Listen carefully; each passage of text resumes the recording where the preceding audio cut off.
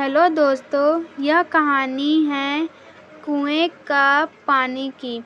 एक बार सम्राट अकबर के राज्य में एक किसान रहता था। वह बूढ़ा था और काफ़ी गरीब था, लेकिन उसने अपनी ज़मीन पर हर रोज़ कड़ी मेहनत की। किसान का एक पड़ोसी था जो बहुत चालाक था और उसने कई लोगों को धोखा दिया था।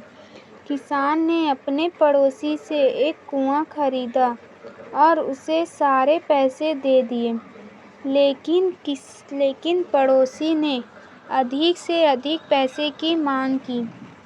उसी दिन सम्राट अकबर अपने राज्य में नदी के किनारे टहल रहे थे। उनके सबसे बुद्धिमान मंत्री बीरबल उनके साथ थे। नदी के किनारे ठंडी हवा चल रही थी और वे दोनों बहुत खुश थे। बीरबल अपनी दिलचस्प कहानियों के साथ सम्राट अकबर का मनोरंजन कर रहे थे। तभी एक किसान और उसका पड़ोसी उनके पास शिकायत लेकर आए।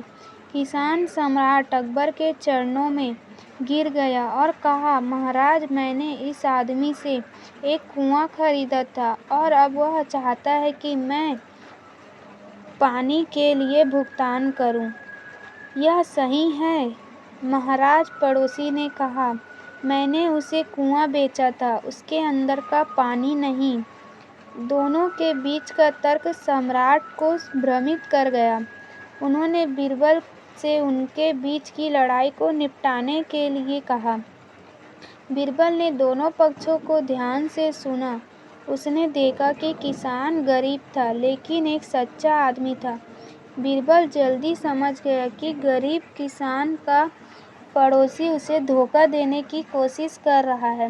बीरबल कुछ समय के लिए शांत थे। फिर उसने पड़ोसी से बात की। बीरबल ने कहा, मैं समझता हूँ कि आपसे इस कुएं को किसान को बेच दिया है, इसलिए कुआं अब उसी का है। यह सही बात है यजमान, पड़ोसी ने जवाब दिया।